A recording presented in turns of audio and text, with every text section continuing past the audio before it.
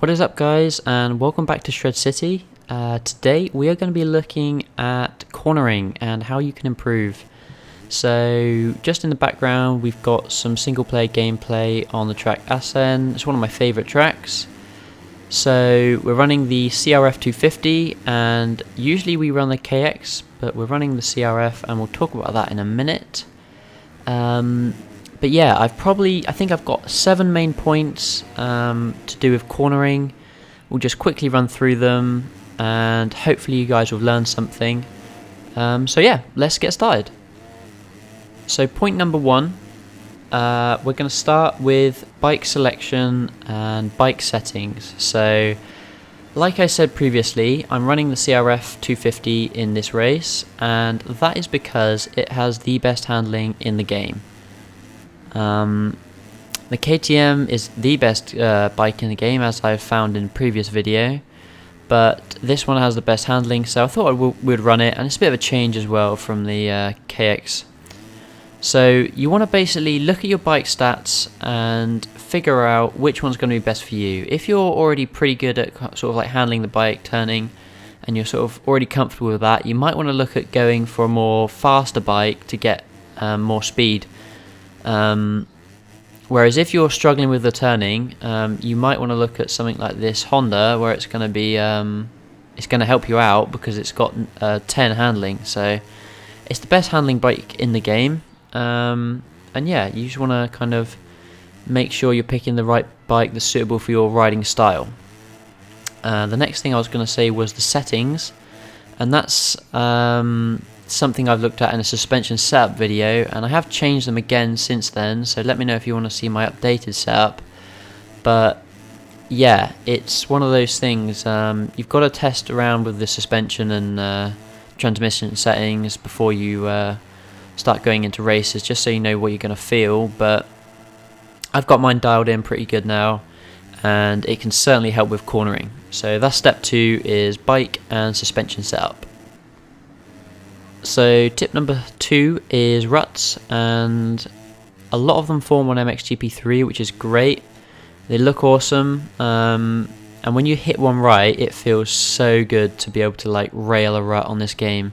It's just that feeling of just flying around a corner and locking in, and it does happen. If you can hit a corner correct and get in that rut, it feels awesome. So you want to kind of come into a rut. You can definitely hit ruts a lot quicker than you can just normal flat corners, so that's one good thing. Sometimes I use the back brake before hitting a rut, and that just makes me kind of like lock in a bit better, I feel. And yeah, ruts, use them. So tip number 3 is to do with correct gear selection. Now, if you're running automatic gears, this really might not apply to you so much, but if you're running manual like I do, then you really want to be changing your gear before you've hit the corner. It's kind of just good practice really to have that gear selected like before you've hit the corner, and then you can like sort of rail the corner without worrying about gears. Sometimes, I mean, I'm not perfect. Sometimes I'll realise I'm in too much of a higher gear and the bike will start to bog down, and you definitely want to change down then. But if you know the sort of corner and you know what gear you should be in, select that gear before you've even started turning. It's just going to make you flow so much more quicker, and yeah, hit that corner as best as you can.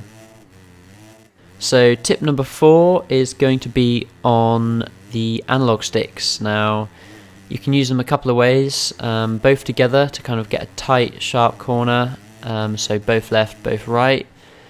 You can use one or the other to kind of lean and get more of a slower corner. Now, I use them both together when I'm hitting tight corners, just so it kind of leans it over and I can get a tighter line, or if you're using an inside line, it works quite well. Whereas if I'm on like a kind of broader straightaway corner, then I might only use one and use the other hand to shift up. So I use the left analog stick and then shift up using my right hand, so I can kind of get the power down. So that's what I kind of use with those. If you use them together and a bit too much, then you can actually slide out. and that's never good because you've fallen off. So yeah, just be a little bit careful doing that, but generally speaking you can use them together and get a tight corner. On to tip 5, and that is throttle control. Now, I don't know what other people do, but I personally feather the throttle a lot in this game, especially when going around corners. Well, only when I'm going around corners. Basically, I'm kind of like dabbing the throttle as I go around the corner, and that's just to keep the momentum up. And you'll find that if you do that, you won't have to maybe change down into second, and you'll be able to keep it in that third gear to keep the momentum going. And that's sort of like a key thing here, is you just want to keep that momentum going, and dabbing the throttle definitely helps with that. So that is dabbing the throttle. So my next tip is line selection, and depending if you've got good track knowledge or not, then you'll have a good line. So I find with the track Assen, this one, I have fairly good line selection. You ideally want to be coming from the outside, and then in is usually the quickest way. But sometimes, you know, the inside's the quickest, or just railing around the outside's the quickest. So do what feels kind of best and quickest for you. But like I say, different tracks will have different lines, so you need to try out all the tracks and figure out which are the best lines, and practice. So my next tip is braking and using the back brake. So I use the back brake when I'm coming into sort of hairpins and tighter corners. Now this makes the back sort of squirm, and then you can kind of slide it round, and you know, that's going to help you get more of a tighter turn. It helps with inside lines as well.